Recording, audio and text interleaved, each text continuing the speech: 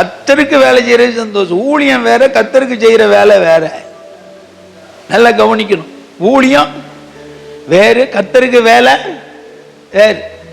அதனாலதான் எஜமானுக்கு உபயோகமான பாத்திரம் அப்படின்னு தீமோத்தேயுல பவுல் எழுதுறார்.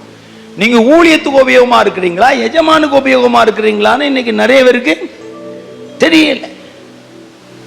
எல்லாம் வீட்டுல வேலைக்காரன் தான். பாத்திரம் விளக்குறவங்களும் வேலைக்காரங்க தான், வீடு பெருக்கிறவங்க வேலைக்காரங்க தான், மாட்டு குண்டியை கழுவுறவங்களும் வேலைக்காரங்க தான். ஆனா அதே எஜமானுக்கு பர்சனல் செக்ரட்டரி இருக்கிறாங்களா, அவங்களும் வேலைக்காரங்க தான். மாடு குண்டியை கழுவுறவங்கள வேலைக்கார எஜமான் கூப்பிட மாட்டார். நாயை கழுவுறவங்களை எஜமான் கூப்பிட மாட்டார். தோட்டத்தை கழுவுறவங்களை எஜமான் கூப்பிட மாட்டார். எஜமான் யாரை கூப்பிடுவார்? முதல்ல தன்னுடைய பர்சனல் செக்ரட்டரியை தான் கூப்பிடுவார். அதனால ஊழியக்காரங்க ஊழியத்துக்கு ஊழியம் செய்யக்கூடாது, கர்த்தருக்கு ஊழியம் செய்யணும்.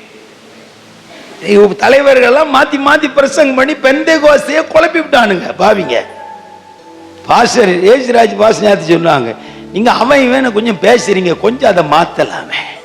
அவன் கிறுக்கன்னு தான் சொல்லணும், பைத்தியக்காரன் பைத்தியக்காரன் சொல்லணும். அவன் சிப்பா போட்டிருக்கிறதுனால அவனை நான் ஞானவான்னு சொல்ல முடியாது.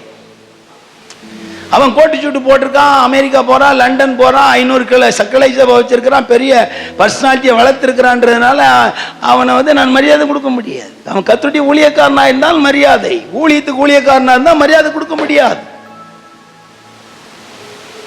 ஏன்னா ஊழியத்துக்கு கர்த்தர் யாரையும் அழைக்கிறது இல்லை, தனக்காக தான் அழைக்கிறார். அது எப்பவுமே ஊழியக்காரங்க மைண்ட்ல வைக்கணும்.